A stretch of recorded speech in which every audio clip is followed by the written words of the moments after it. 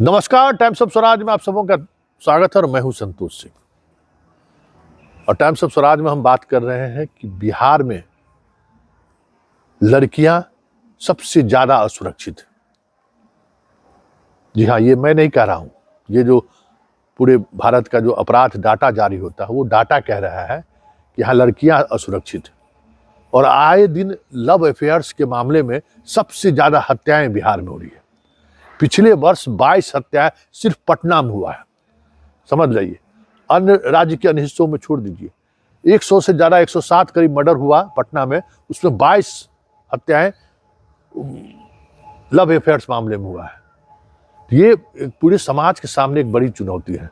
मसौढ़ी में 2 दिन पहले घटना घटी थी, उस घटना में जो आरोपी वो भी नाबालिग है, उसको पुलिस ने गिरफ्तार कर लिया है। संसदीय क्षेत्र मसौढ़ी में कल सुबह 9 से 10 के बीच में एक अनामिका नाम की बेटी जो नाबालिग थी, मात्र 17 साल की थी, दलित बेटी थी, अपने घर से कोचिंग के लिए जा रही थी।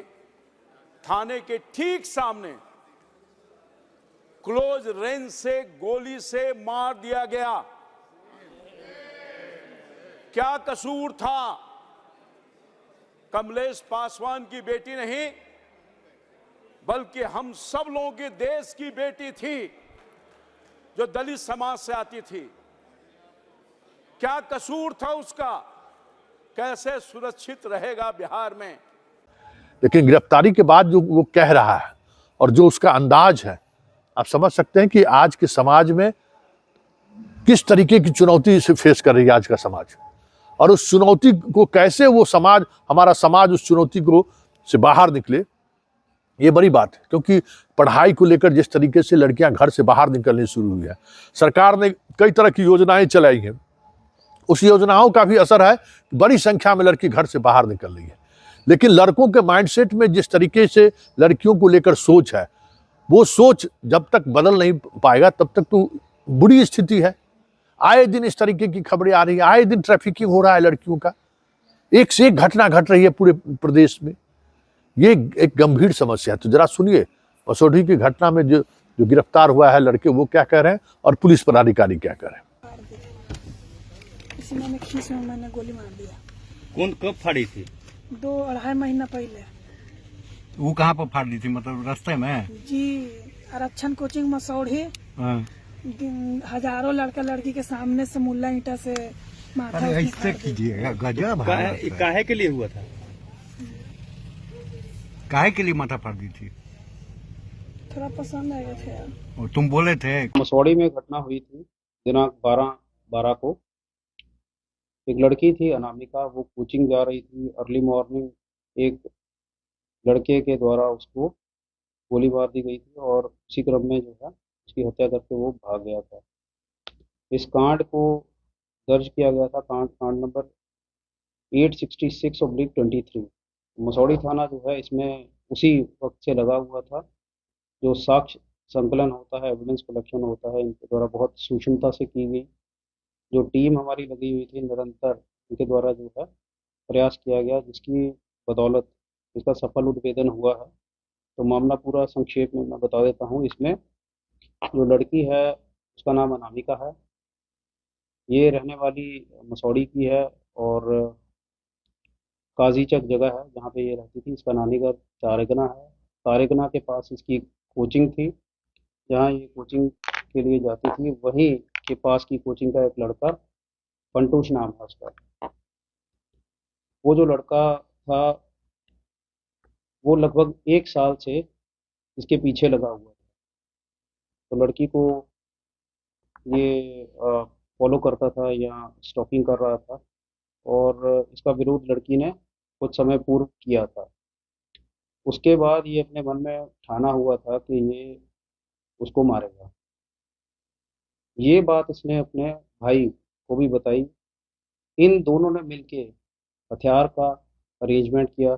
जो हथियार इनको एक प्रिंस कुमार नाम का इनका नोन है, एक्वेंटेंस, उनके द्वारा प्रोवाइड करवाया गया। और इस पूरी प्लानिंग का जो ऑर्केस्ट्रेशन था, इन दोनों और तीनों के अलावा एक व्यक्ति रंजीत कुमार, इनके द्वारा सम्मिलित होकर किया गया। ये चारों के चारों जो हैं ये धनरुआ के रहने वाले हैं और ये एक्ट जो ये फायरिंग का घटना हुआ ये इनका कोऑर्डिनेटेड इनके द्वारा पूरा किया गया है। पुलिस के द्वारा एविडेंस कलेक्शन के माध्यम से पूरे का पूरा इन चारों को सम्मिलित रूप से गिरफ्तार किया गया है।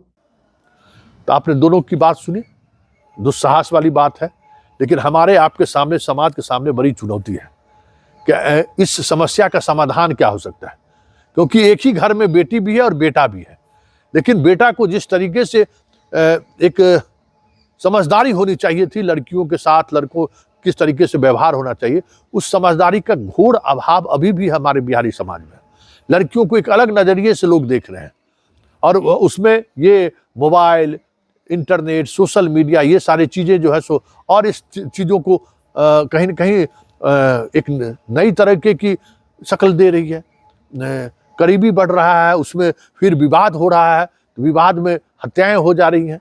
इसलिए हमें तमाम समाज के सदस्यों को, समाज के लोगों को समग्रता में इस पर सोचने की जरूरत है, क्योंकि जो चीजें बढ़ रही है वो बिहार जैसे समाज में बहुत मुश्किल हो जाएगी, फिर लड़कियों का निकलना मुश्किल हो जाएगा। गार्जियन बच्चों को पढ़ना भेजना बंद कर देंगे, जो किसी दौर में यहाँ पे वो स्थिति थी कि भाई घर से लड़कियां कोचिंग पढ़ने जाती हैं, स्कूल जाती हैं, नौकरी करने जाती हैं, और अगर इस तरीके का माहौल रहा तब तो लड़की घर से निकलना बंद कर देगी। ये बहुत बड़ा अपराध है और हमें लगता है कि ये अपराध सिर्फ पुलिसिंग के सहारे नहीं रोका जा सकता है। ये अपराध सामाजिक सोच और एक प्रवृत्ति का भी अपराध है। इस पर समग्र लोगों को, सभी लोगों को इस पर सोचने की जरूरत है, नहीं तो फिर बिहार जिस तरीके से महिलाओं के सशक्तिकरण के दौर से गुजर रही है, कई तरह के बदलाव भी देखने को मिल रही है। अगर ये स्थिति इसी तरीके से बनी रही तो फिर तो यहाँ लड़कियां बाहर निकल कर पढ़ना उनके लिए बड़ी मुश्किल हो जाएगी।